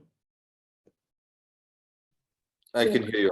Yes, yes, Yeah. you are audible. Hi, Ganesh. Hi. Yeah. Hi. Right. Yeah. I think it was a great session, Ganesh and Aneesh. Beautiful photo story. I mean, it's very inspiring for me, to be very honest. To go through the experience you guys had, the transition you took from being a photographer to conservation photographer, and what beautiful stories. I mean, I really will take inspiration from the stories, and beautiful picture collections as well. So I come from a different spectrum, I would say, because I do not have the exposure, experience, or the close proximity of what you guys have with elephants, right? I go on a safari, not being part and parcel of wildlife conservation or wildlife photographer as a job, doing a second job, second hustle, let's call it. Right. So I want to understand, your perspective to, how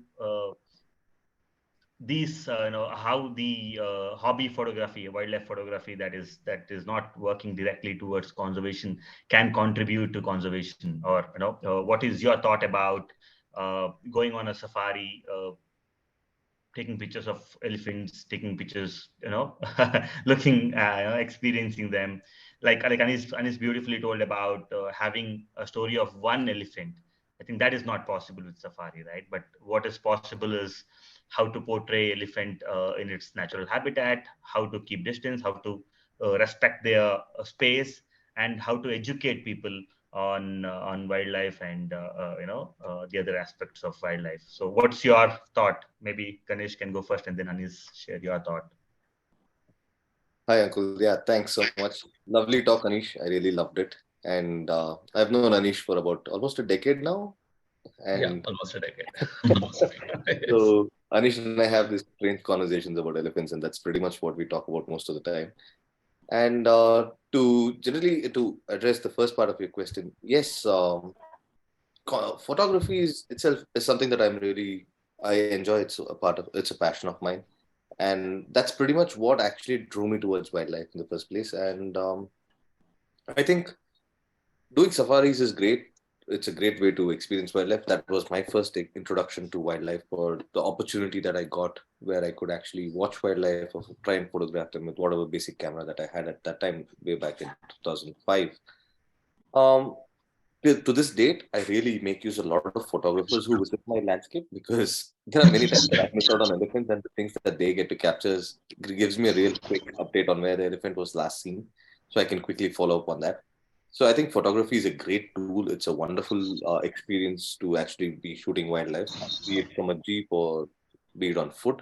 The experiences are different, but it's also something that comes with a lot of responsibilities, like this famous Spider-Man quote that you have, responsibilities and that thing part of it. I don't want to repeat that statement. It's overused. But it's a very tricky situation. It's about when you're on field, when you're looking at it. We do spend a lot of time on field, so we literally live in these landscapes. We follow these. It's a part of our lives, and the way we feel the connect towards it is something is at a more personal level. We recognize individuals, we recognize the herds, we are very up to date about what is actually going on with these individuals and a little more insight into their lives and the challenges that they face. So we are quite invested emotionally and with our time and our efforts towards it. But that is something that a person who's on some other stream, say professionally, and who's enthusiastic about wildlife and photography, but there's a lot of contributions that they make. Like, for example, in Anish's talk, it was just that interest that a forest department person had who wanted to share a picture of or a video of that individual elephant, and Anish was able to figure out that, hey, this elephant has actually gone all the way till that place. That's fantastic. That's the power of photography. That's what connects us to what is actually happening. And though we may spend years and years with these individual elephants, there is some things that we will definitely miss at some point of time. And that is where I think for me, maybe it works for Anish as well, where I benefit from other people's photography as well. It gives me that knowledge, it gives me that information, which is very, very critical for me when it comes to following these individuals. So I think it's a wonderful thing that more and more people are going into the forest with cameras and guns these days. But the challenges that these elephants face are very real, and it's a matter of life and death to them, though it may be something of passion to us. It is something that we need to be really conscious about how much of stress we are inducing upon these individuals. How is our behavior? How do we approach it? There are many days where I have not even taken out my camera, given the situations based on that. But if it was something like there are a few people who really annoy me in some situations where they just dash towards the animal. They want to get that quick picture and of the elephant charging. That is not something that I enjoy, because that's hardly a very small fraction of what an elephant is all about. An elephant being angry or being focused and being attentive towards somebody and going after somebody is not something that is, I don't find that tasteful at all. I think it is something that is, if you're indulging in that, it's something where you are forcing Well, an elephant to that's what flies in social media these days, isn't it? yeah, that's a sad reality of Absolutely. it, right? And it's unfortunately it is the way I see it, because maybe Anish will agree with this on this aspect. But the fact is that if you're trying to get those kinds of shots, what are you trying to do? Are you trying to get famous? Are you trying to get something that is, striking enough that somebody says, wow, what an experience you've had? Sure, as an individual, you may want that adrenaline rush for that.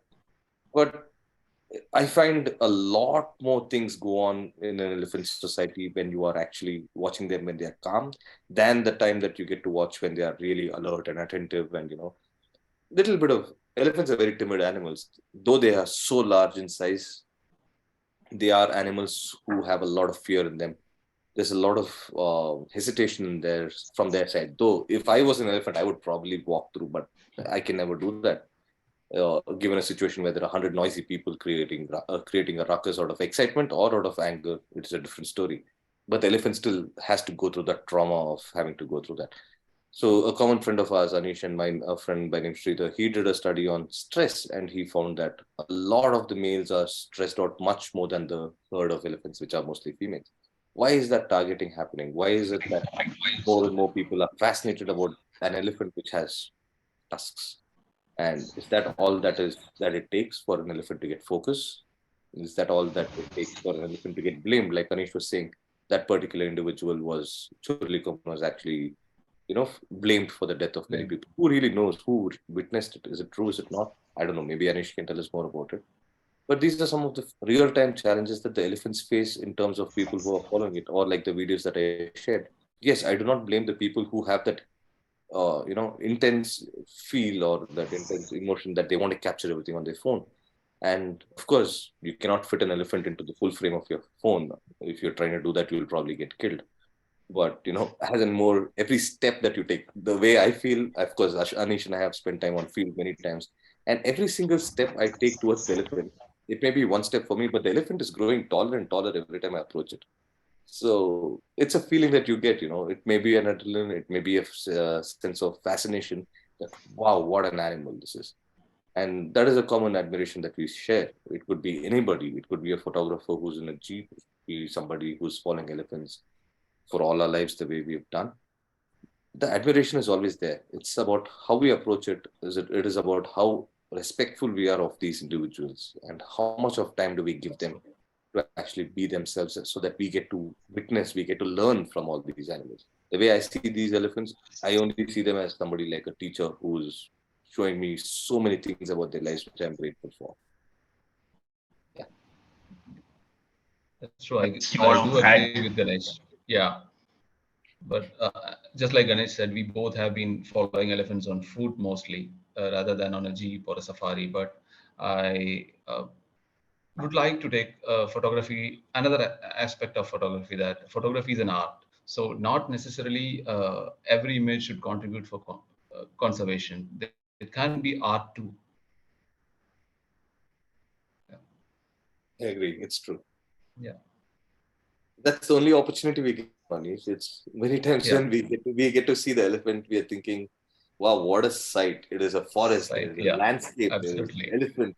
And we feel so small in that situation where, the landscape is so vast and we think the elephant is such a large animal, but the elephant looks really tiny in that Really landscape. tiny. Yeah. It really gives a sense of where we belong in this place and how we should probably Yes. be treating one another, including elephants as well. And just like you said, we used to keep our camera set and just look at that site for hours and just sit like that, clicking one Oh, or two yeah, right. pictures. That's all. True. Yeah. Also looking at that image of yours, and is about the elephant that died under the train accident. That also Yes. reminds me of a image of Kevin Costner, the vulture and the Somalian baby. Right. There were a lot of debates after that. Should have photographer saved the baby, or should have Yes. he clicked the picture, right? So I And think I I think it's couldn't have all saved that about elephant. not saving that not Yes. saving that one elephant, but saving hundreds of elephants, with this message, with this. And I think photography has to be the tool, be it you're doing for conservation, hobby, or any purpose. It should be a tool to bring a sense of appreciation who looks at those photographs, and also to bring some education, bring some knowledge, about these living beings that many people do not have access to. Is, I think, the message that everyone should take from this See, session. I would like to add one more thing, that just like we discussed, Mm-hmm. that art can also sometimes contribute to conservation, like we said, because just like Ganesh said, it's a elephant on corner of a frame on an evergreen forest. That's a message that we give to the public, or the people, that these forests needs to be conserved. And that's how an elephant looks beautiful with the forest in the background. So that's also a message. I mean, art can also contribute to conservation. Yeah, there's so Rightly, many. rightly so. Yes. Sorry, Ganesh. Yeah. No, I was agreeing with Anish, basically. It is so true. It gives you a sense if you're looking at it as a photographer, you're focusing on your settings, you're looking at your composition, you're looking at what your image is trying to convey, the story that you're trying to tell. But it's not every time that, we all pay attention to every single aspect of a photograph. Our focus may probably go to the elephant, which is in focus, and the background and the habitat that we're trying to display. Of course, I really love Anish. I always love Anish photos. It's lovely. I really like the way he sees elephants. It's the perspective that matters, and it's always a justice that is done to the elephant and the forest itself, because most of the time we find elephants that are outside protected areas, because the protected areas that we call as the tiger reserves are primarily made out of the focus, keeping the tigers in the center of focus. And with elephants, it's a great thing to actually. They're such large animals. They command so much of dominance. Their presence is well felt. It's not something that we just. Of course, we have multiple occasions where an elephant just quickly dashes through a bush, and we've spent hours and hours waiting for that elephant to come out of the bush. But the elephant will not. It'll just stand there happy, doing its own thing, feeding, dusting, sleeping, or just interacting with someone. And it is frustrating for a photographer to sit there hoping for that little Yeah. bit of the elephant to actually pop out and show a little bit of its face, and all we'll see is the tail wagging around, and not even the full tail. Sometimes it's just the bush that is moving around. It basically Well, I helps us think I think that's where the observation part comes in picture. I think everyone needs to maybe that observe the wildlife. maybe the desperation to actually see the elephant makes us more patient people in lives. I don't know what Aneesh thinks about it, but yeah. Yeah, just like I told at the beginning itself, the Chiligo told me, taught me patience, how to be patient. You have to be patient while watching elephants. To watch elephants itself, you have to be patient. That's all. They're slow and graceful. They are. And then you spoke about the pictures, that were shown, definitely conveyed a lot of story. And we spoke about how pictures, with a habitat also can convey a message. Well, I think that's what this talk is about, photographer's elephant.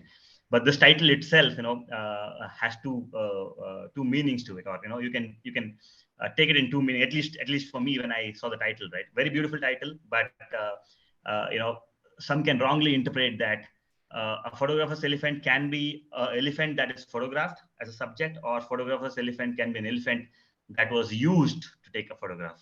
A lot of places now allows elephant safaris. So what is your thought? What's your opinion on that matter? Anish, you want to go first? No, about elephant safaris. Yeah, about the title "Photographer's Elephant," that brings me to a question.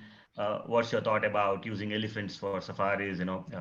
One side we are telling that, okay, we are taking you to forest to introduce you to wildlife and give you an experience of wildlife. On the other side, we are using them for entertainment purposes. So what's your thought?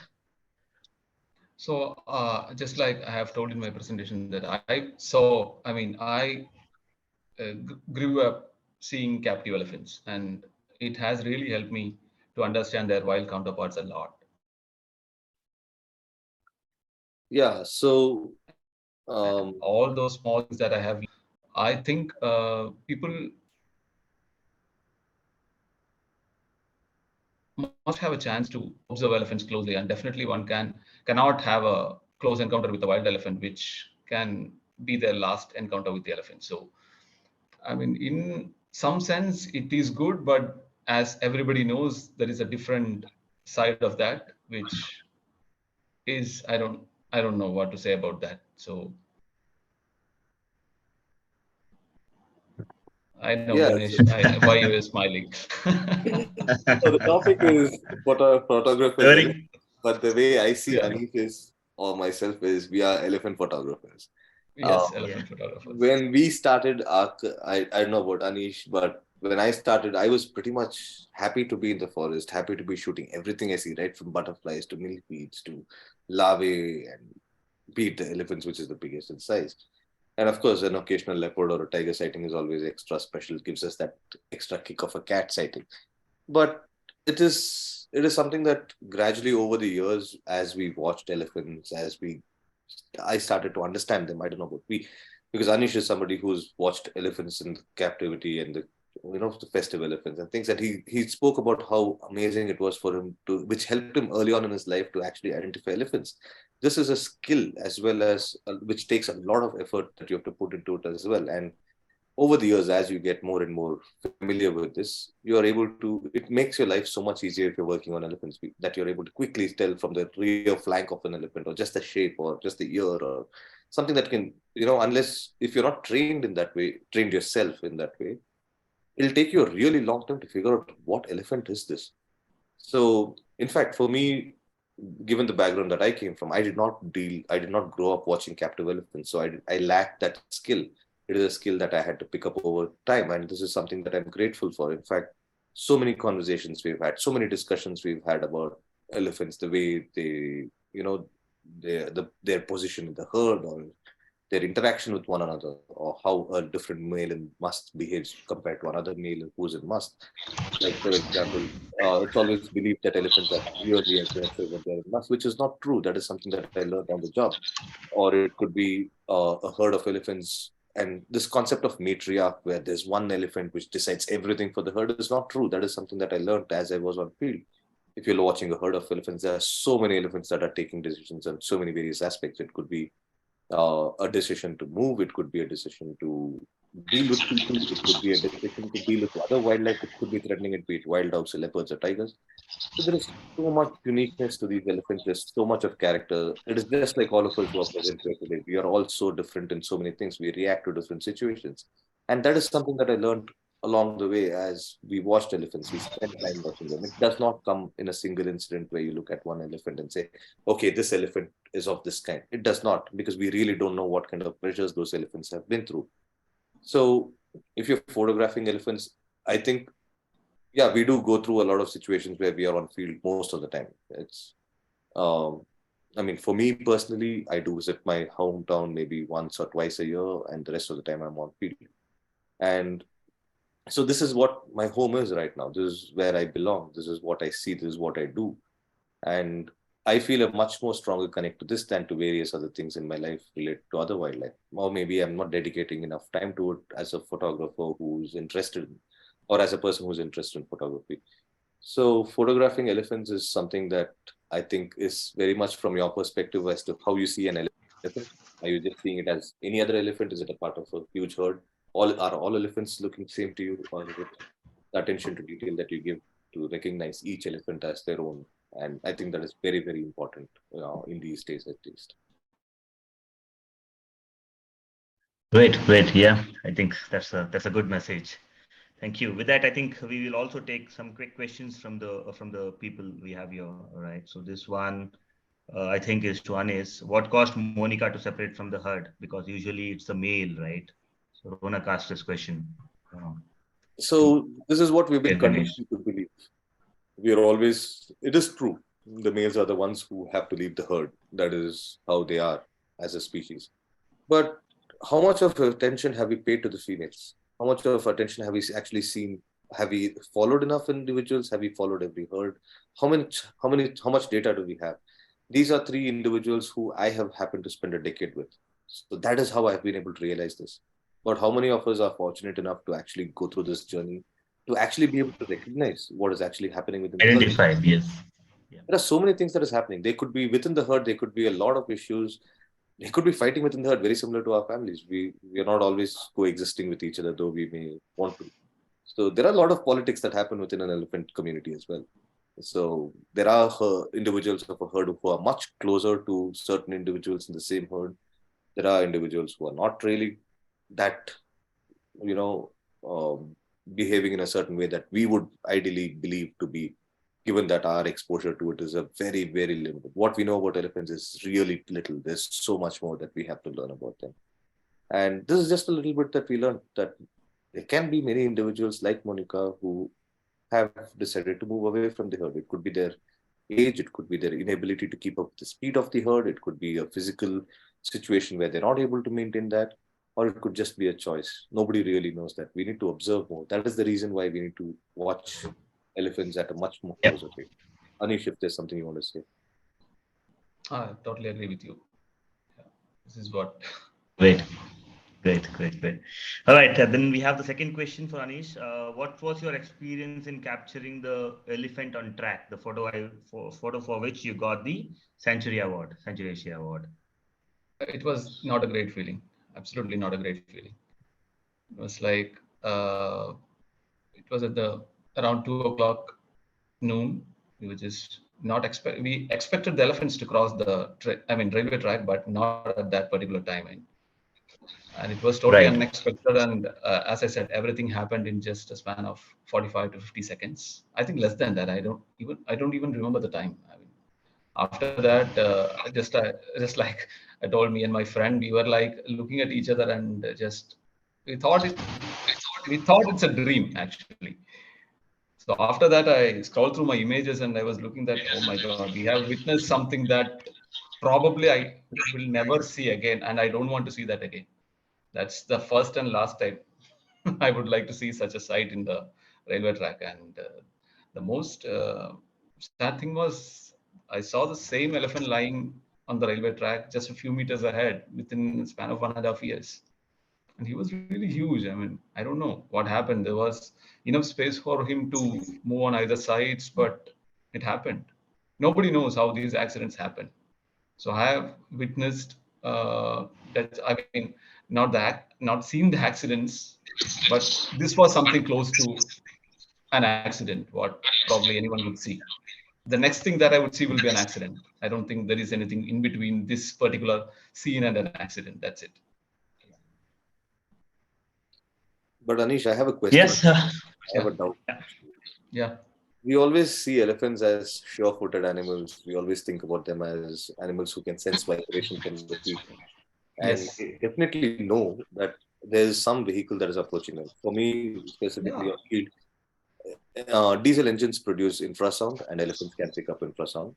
And there have been many times where the elephants have reacted well in advance to an approaching vehicle, which I have not even heard about. But of course, the sequence of you watching the train, I can't imagine what you must have gone through, because on most occasions when we see such incidents that is possible where something can go wrong, I would probably want to, do something about it. But we are not in a position where we can't go push an elephant back into the forest. We literally cannot approach it in that time. Yes. So we are always stuck in a situation like that. So it's a very traumatizing event I'm sure it was very traumatizing for you to even shoot those images. So I can totally Yeah. imagine how it was for you while you were witnessing this. So even I had the same doubt that we have always been talking about the fact that elephants can sense vibrations, can hear sound from a long distance. But this train, I mean, it was a very big, a very long goods train, and the whole earth was shaking from a distance itself. But I don't know why he came. I mean, decided to cross. Leave the first elephant. Just I was thinking about the second one. That was a real risk that they There took. is something that, just like you said earlier, there are very few things that we still know about elephants.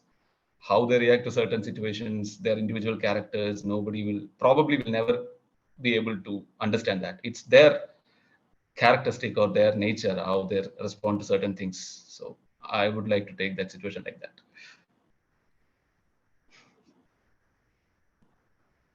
Yep. Right. I think yeah, this has been a really good session. Very inspiring session, especially for me, and I hope it's the same for everyone. Really inspiring stories and really breathtaking images. I mean, beautiful images, beautiful lights. I was looking at it from the photographer's perspective, and beautiful storytelling images. Pleasure being part of this session. It was good knowing you, Ganesh and Anish. Hopefully, we'll connect. Offline. Yeah. With that, I think I will hand over to uh, Amal for the thank you note.